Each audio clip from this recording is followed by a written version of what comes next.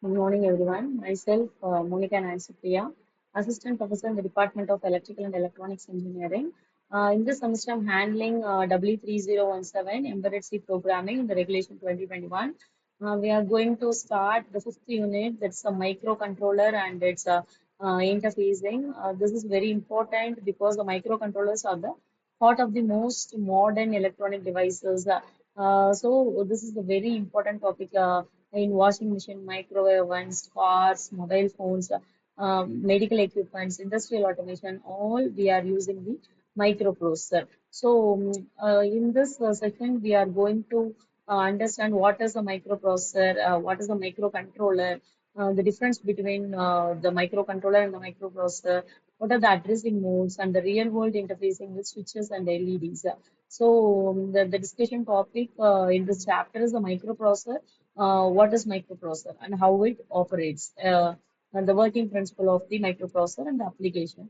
And in microcontroller, it's an overview of microcontroller and the architecture and the features. The next one is the comparison of microprocessor and microcontroller in the addressing modes. There are the different types of addressing modes now, and then the interfacing.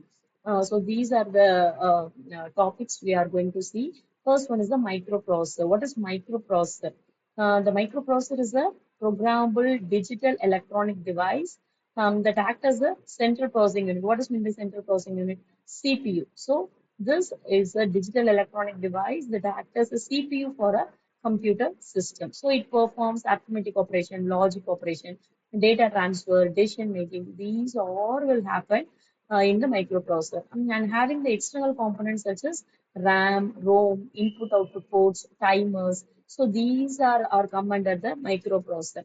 And then the examples of microprocessor is Intel 8086, Intel Pentium, Intel Corporation, Intel 8085. These are the examples of the microprocessor. The next one is the what is the features, what are how it works. It's a versatile in application that is used in computers, communication system, industrial controllers, and it's the reprogrammable. The same hardware can perform different tasks by changing the software, and it's also a digital device, process the binary data zeros and ones, and having the semiconductor technology manufactured by the IC technology, that is the integrated technology. It works upon the input data from the outer world, how we are giving the input data, and it processes under control of stored instruction. What if we are uploading the instruction of arithmetic mode? We are giving 4 and 5. We are then the microprocessor will add the 4 and 5. It provide the desired result to the or the outer world. So these are the microprocessor works. These are the storage device, that is a hard disk, flash memory, keyboard, processing, and as the output. Then microcontroller.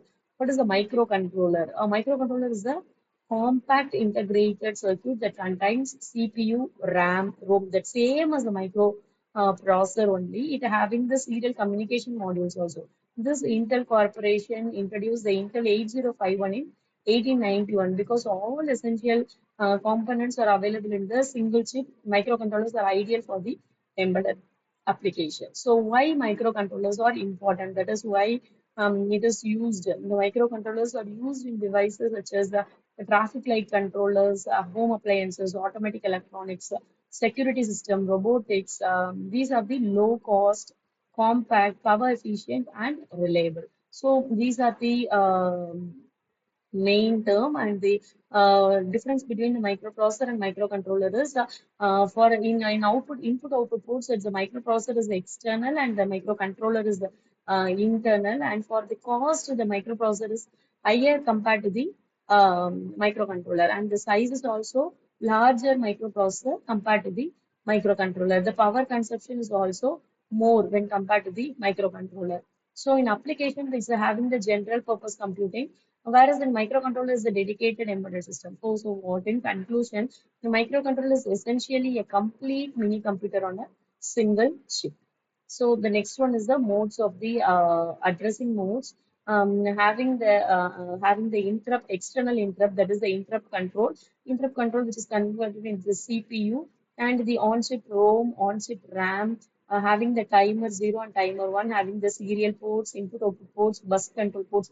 These are the ports which are used in the 8051 microcontroller. Thus, the manufacturers of microcontroller are Intel, Atmel, Philips, Dallas, Motorola, National, and Infineon. Here are the manufacturers of the 8051. In the Atmel, we are having the n number of Atmel devices in the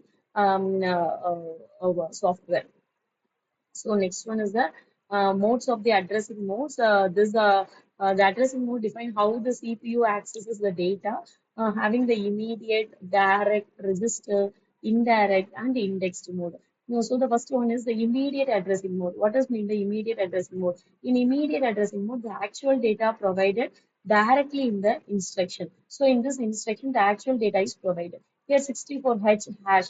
This hash symbol indicates the immediate data. So for example, if we include the hash, it has the fast and simple when constant values are needed. The next one is the direct addressing mode. This instruction contains the exact memory address of the operand. We don't have the hash or else we are having the exact memory, that is the RAM location, that is the 64, the memory which is in the 64. So we are having the 64H.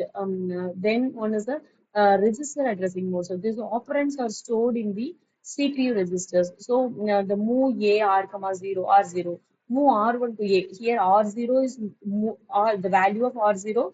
The contents move the register of R0 into register A. The contents of A, which is moved in the register R1. So these are the register operands. And the register indirect addressing mode, the register contains the address of the operand, that is move A at R0. That is the load into the register A, the data pointed by the address stored in the R0. Then the R1A, the symbol at refers to use the address stored in the register. So this mode usually useful for the accessing arrays and tables. Next one is the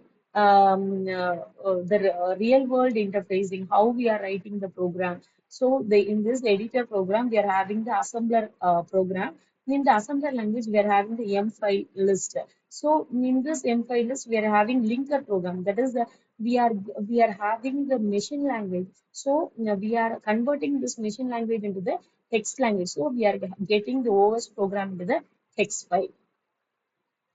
Then the real world interfacing is the interfacing means connecting external devices to the microcontroller. That is the input devices such as switches, sensors, keypads. These are the input devices, and the output devices such as LEDs, LCDs, motors, and relays. So the microcontroller reads inputs, process data, and control the output. So connecting a switch and connecting an LED, these are the basic input output principle.